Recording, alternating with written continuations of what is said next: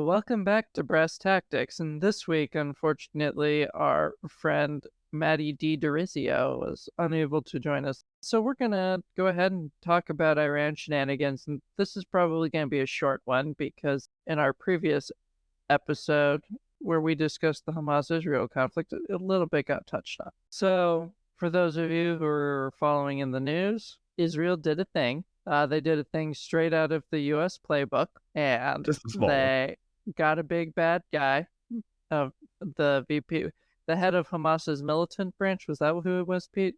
Yeah, chief of staff, something like that. Second in command, you can call him. He's a head honcho. So very much kind of like how we threw a missile loaded down with a Cutco cutlery set of kitchen knives at al-Zawahiri through a window with minimal casualties.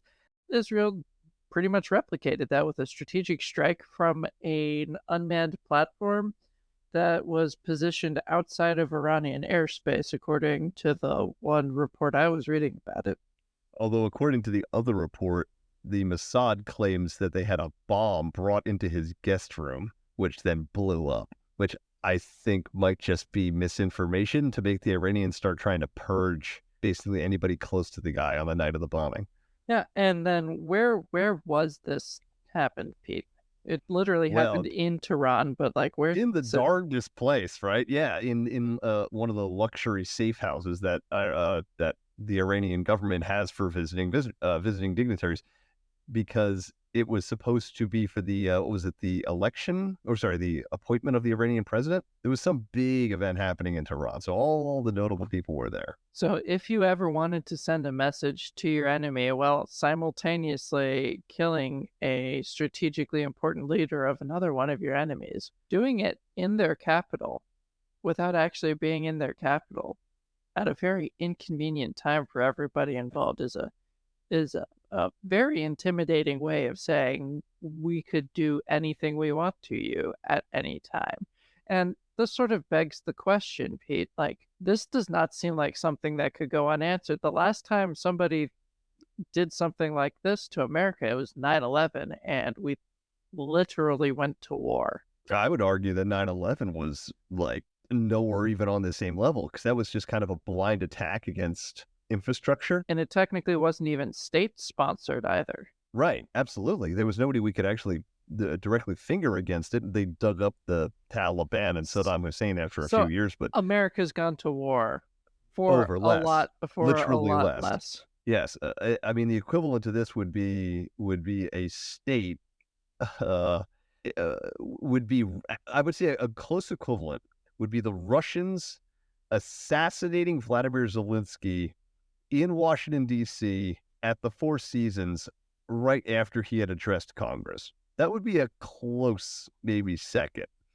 But even then, that doesn't quite have the same impact because Ukraine is not a, American-sponsored proxy group on the same level. Plus, yeah, So, I feel like yeah, Russia would almost be elevating Ukraine by attempting to yeah, do that at the same time. it doesn't quite fit. You're right. It doesn't quite fit. It would be more like maybe whacking a top level American diplomat or general in a similar context. But either way, it is unbelievably humiliating for the Iranians on the national stage. This doesn't happen. This doesn't happen. When you have visitors in your capital, they're sacrosanct, laws of hospitality and all that. To get one of them assassinated when you have invited him in for an event at a place that you have assured him is secure, that is not a good look for friends or foes. I can assure you, everybody around Iran is looking at them new after that attack. Even more so because it has been 2 weeks now, I think, since that attack, and there has still been no Iranian response. Iran lodged a protest at the United Nations, I think, and then they're trying to they basically lodged protests with all their Wah. neighbors.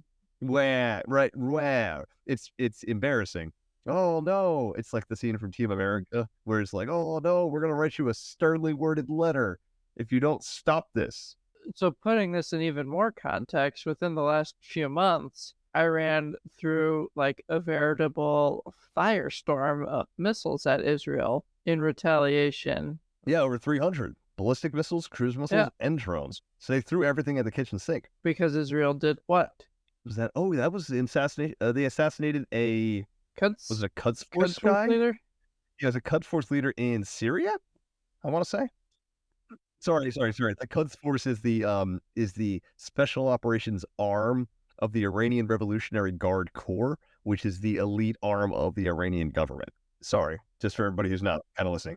The Iranian Special Forces. It's the folks that they use to pay off their folks like Hezbollah, Hamas, and Al Shabaab too. Right. Yeah. And the tip of the spear. And so Israel got this guy.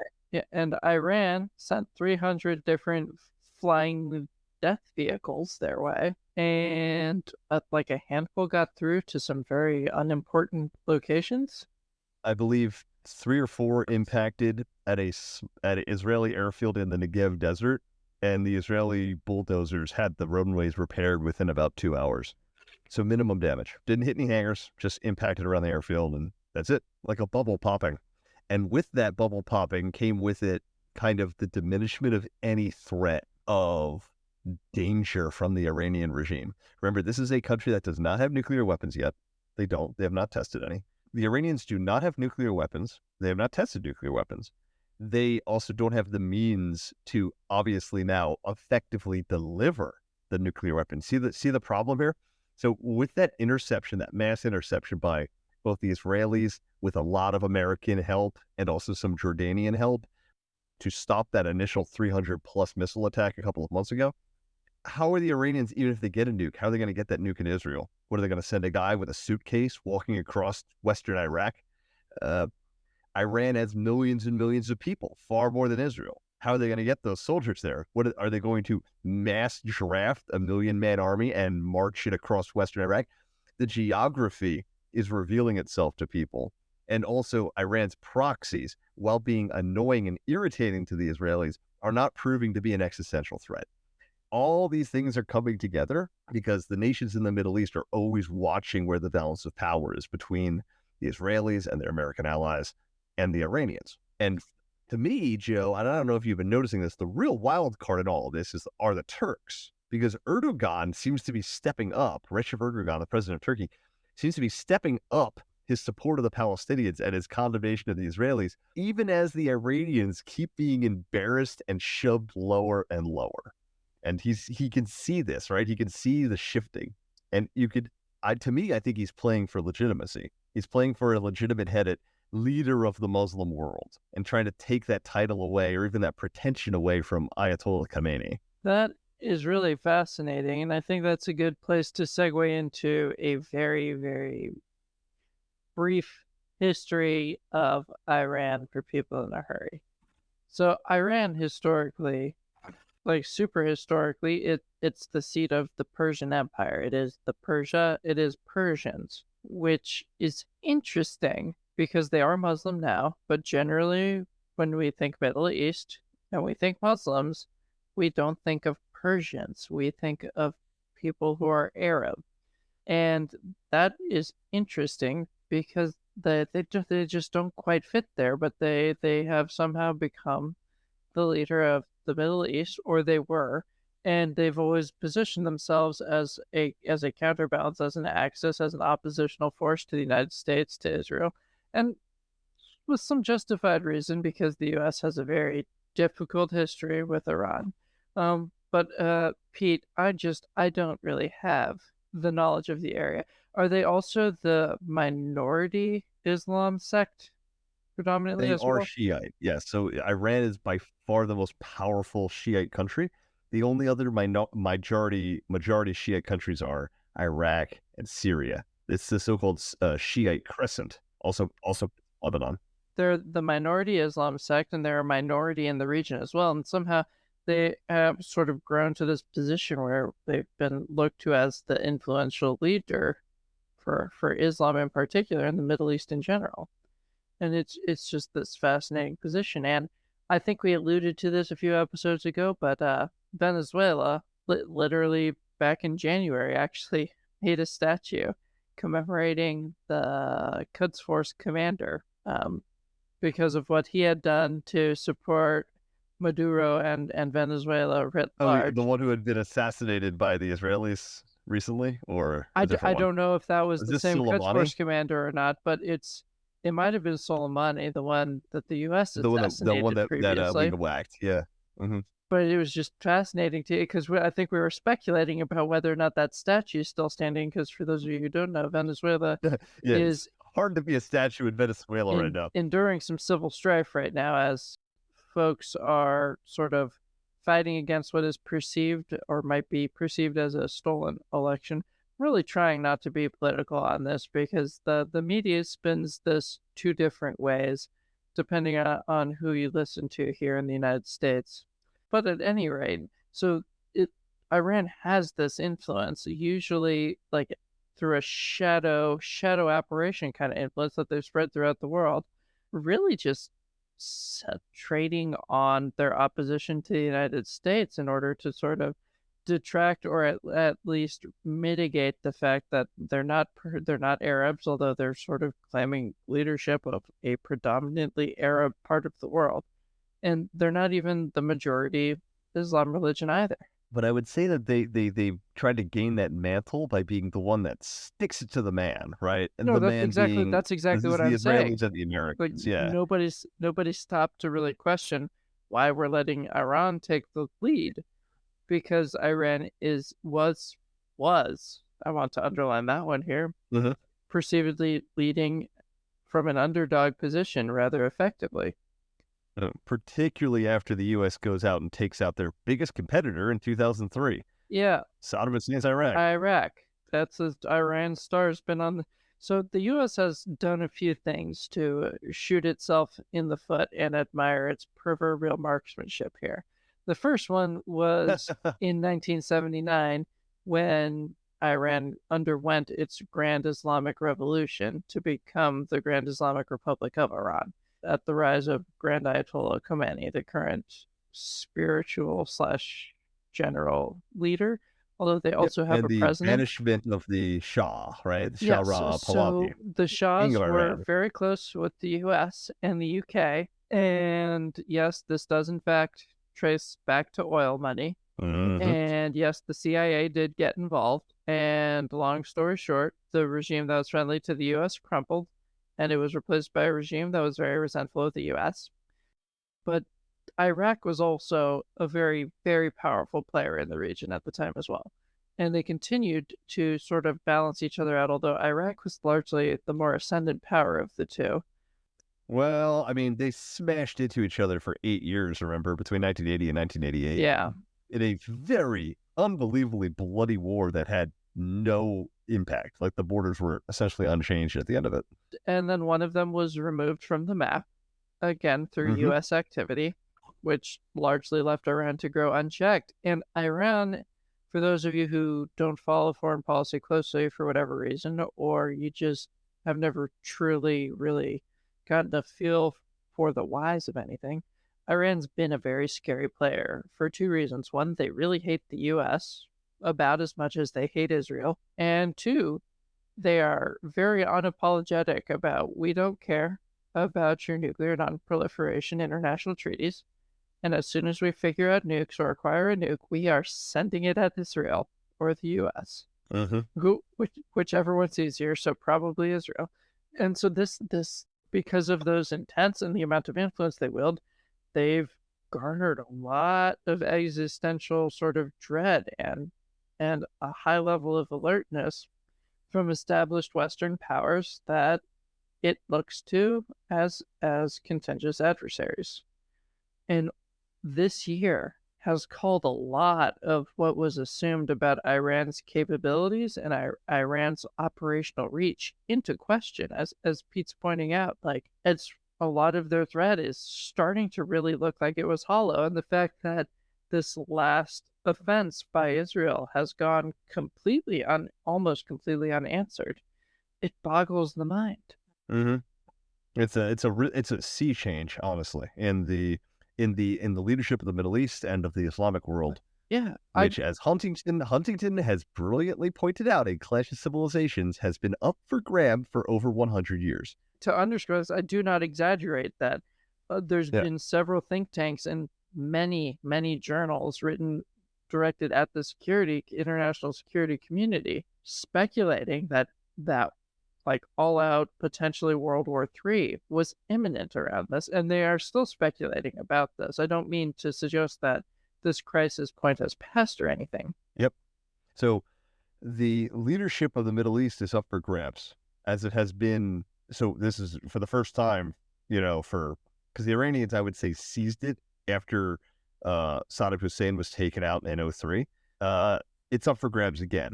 And it has not been solidly under one nation's grip since the Entente dismantled the Ottoman Empire, who was the last caliph of the Islamic world back in 1919. Ever since that day, the Islamic world is without a leader. They are without any anchor country for their kind of whole civilizational apparatus. Yeah, go ahead, Joe. Oh, Sorry. where was the Ottoman Empire seated again, Pete? Oh, why? In the city of Constantinople, the city of the heart's desire, now modern-day Istanbul in Turkey. Huh. Now, of course, the Ottoman Empire I sprawled just do that across. to very melodramatically bring it Yeah. back Thank full you. circle Sorry. to your point where you think Erdogan's getting involved, because that's Yes. assuming that that's a possibility, right? That is not outside the scope of possible or even traditional. Mm-hmm. Yes, and then before that, obviously, it kind of hunted its way around the Middle East in the various caliphates that came to power. Right, in Baghdad primarily was the seat, and also in Damascus.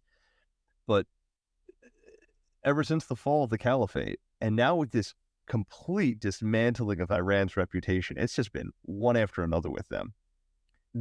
They must do either something dramatic to demonstrate to their Islamic neighbors that they're not a joke, or they will fade. And the Turks seem poised to step into the gap, broker a peace deal between the Palestinians and the Israelis, perhaps. Syria, right? Turkey is right on the border there. It's very, very easy for the Turks to apply pressure on Lebanon, and they're through to Hezbollah, right? And all these proxy forces that the Iranians have spent decades working on and building up, right, can very easily be co-opted by Istanbul if they want to. All you have to do is just, demonstrate that the Iranians are powerless. I feel like this is going to require a dramatic change in Turkey's foreign policy, because I thought for a while now they've been trying to move to become a little bit more nested and integrated in the EU. And No, absolutely not. that's why They were they moving in the did opposite things direction. like agreed to house the immigrants and stuff and things like that. That was in exchange. No. So understood, but that's on surface level only. Underneath that, you Hmm. need to realize that the Turks only agreed to house those immigrants in exchange for billions of euros from the EU in Remain in essentially just Mexico, but in Europe. it Okay. precisely remain in Mexico. And Erdogan knows he has this leverage on Brussels because all he needs to do is just turn the tap a little bit, and Greece and Bulgaria immediately feel the pain. And so he knows this, and he plays it to the hilt.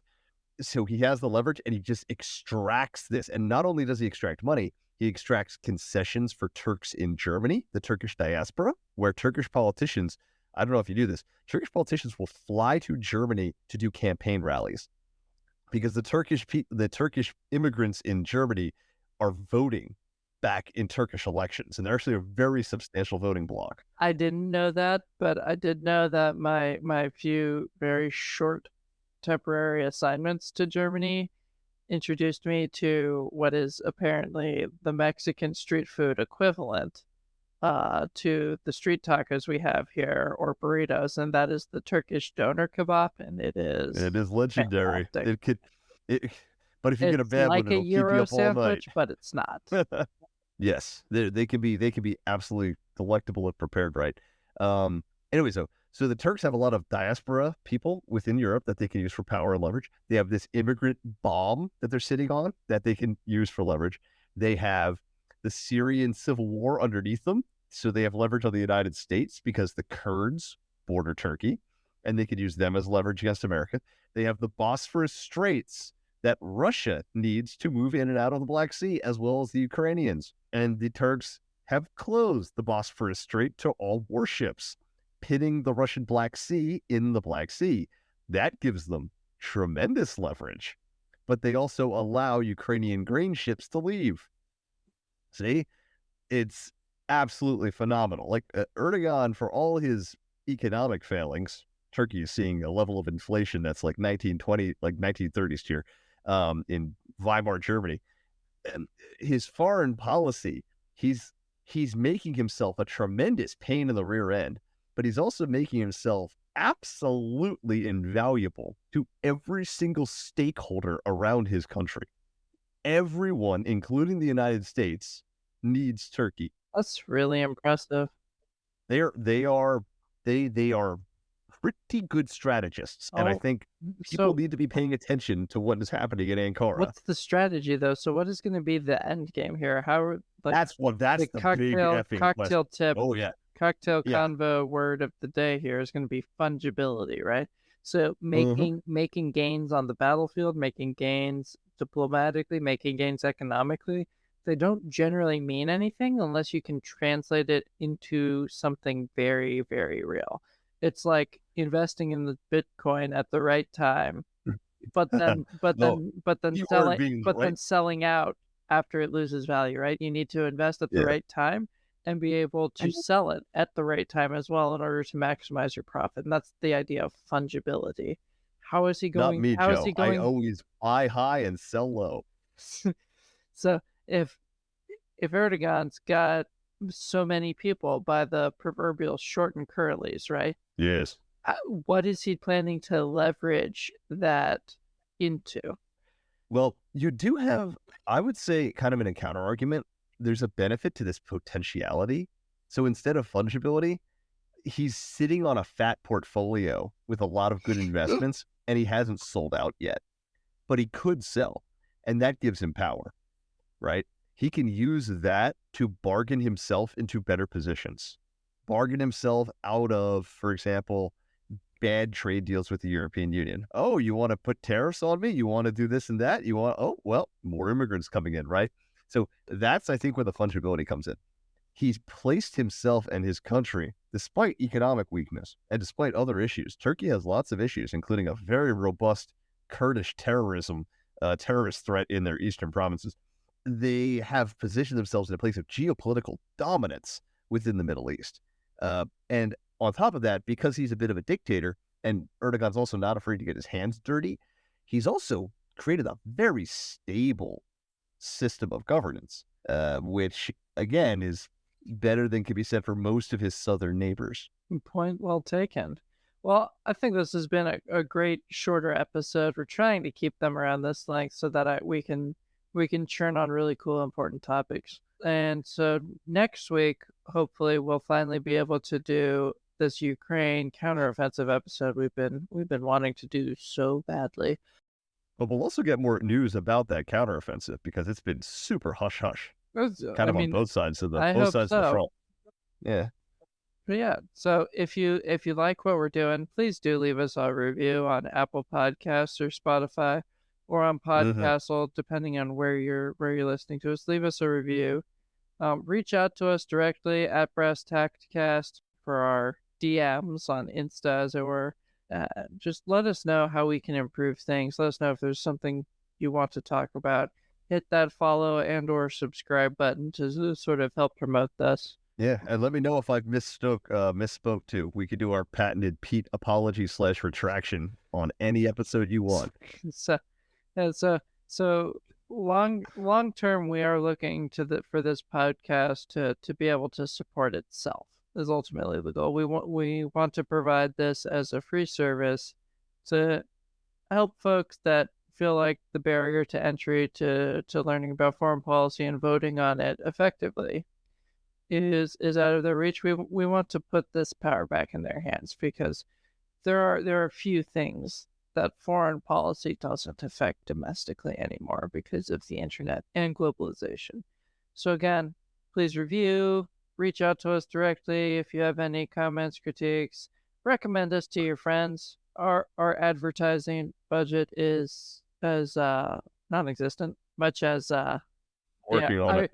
Iran's counter to Israel's current incursion is. It's about as worthless as the Zimbabwean dollar right now. You just keep waiting for the other shoe to drop with our Yeah. advertisement budget. Joe, I have a suitcase full of Venezuelan bolivars. What can I buy with this? Anyway, so thanks for listening. Love to hear from you. Tell a friend about us. Anything you can do to help spread the news, we certainly appreciate it. Have a good night, y'all. Night. Thanks for listening.